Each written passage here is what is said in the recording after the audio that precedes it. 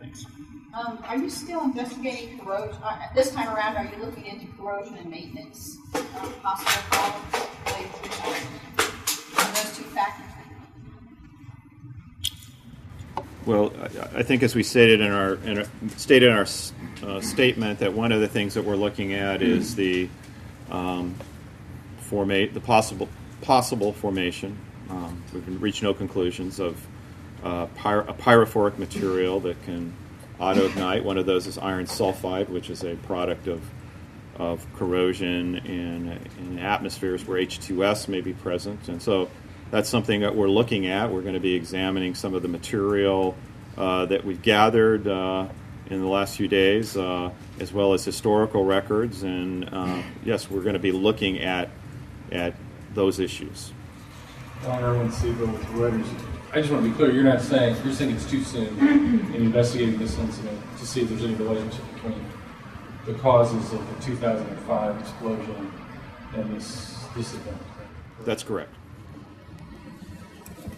Sure. Just John Beers, Dow Jones. Do you know if this is would you categorize this as a process safety accident, or is it just a set? Go ahead. We think this incident was process safety related, although we're not reaching any conclusions as to the immediate events that led to the incident at this time.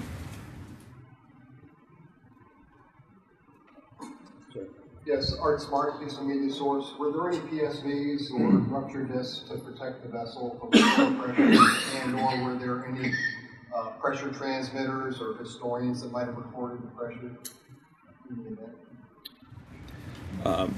There is some DCS data related to this particular, and DCS data is the computerized control process information like flows, pressures, temperatures, etc. And we're certainly requesting and going to be examining that data.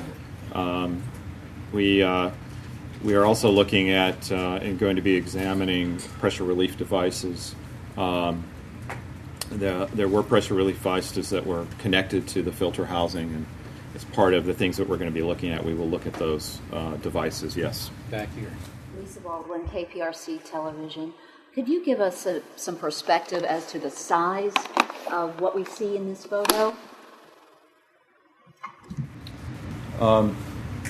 The filter housing, the diameter of this area is about 34 inches.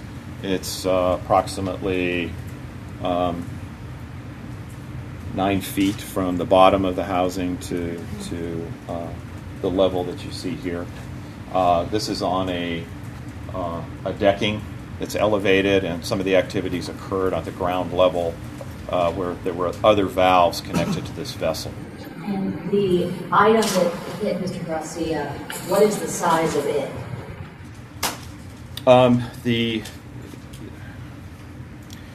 We released some information that we have gotten from the coroner's office. It's preliminary, but we're not releasing any other specifics today around that. Why? Because the information is preliminary. We're waiting for the final report from the coroner's office. Could you clarify that? Do you mean what was the size of the lid? Yes. Do you want to? Yeah, and just to make it clear, that's why we're not talking about it. We're not talking about what item might have led to the fatal impact. We're not discussing that today. But I can tell you the lid is here in the picture and weighs approximately 500 pounds. Catherine Fraser of Fox. I was wondering, do you know of another incident at a refinery involving this specific type of equipment failing? We're pursuing other incidents that may be similar to this. We have some preliminary information, and we're pursuing that information, but we have nothing to report today. I would just add to that, if I could, that part of the mission of the CSB is prevention, and it's prevention across the industry, not just at one site. And one of the determinants of whether we investigate an accident or not is lessons learned. That's weighs very heavily in our decisions, and we hope that there can be lessons learned from this tragic incident, so it will not happen again in the industry. We can make recommendations which will eliminate this, and that's what we're here for and what we do our investigations for.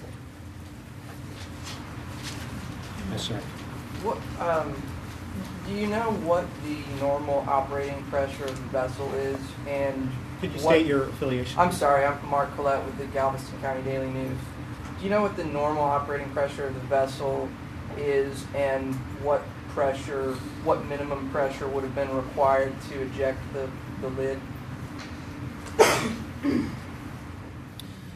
There was a range of operating pressures, and this is preliminary information, but somewhere in the vicinity of greater than 150 pounds.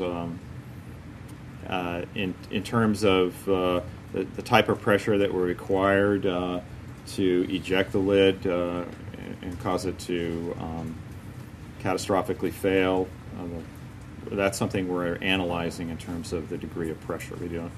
We're not releasing any specific information on that today. 150 is the normal?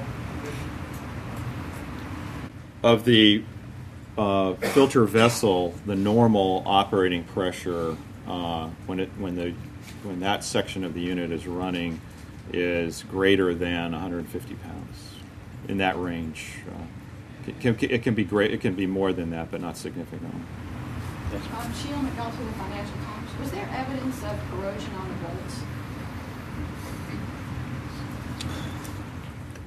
The bolts are going to be subject to metallurgical analysis and review, and we're developing a protocol to address that examination and testing in relationship to the bolts. There was a swing bolt assembly. There was a swing bolt that also involved a cross pin. There was a nut attached to the bolt. Some of the bolts were stripped. Some of the bolts were intact. Some of the bolts failed on the shaft of the bolt itself. And so we're going to be examining those to understand if there were any corrosion mechanisms there. Just looking at it, I mean, can't you see if there's some evidence of corrosion? To understand that fully, that needs to be subject to a detailed protocol and examination.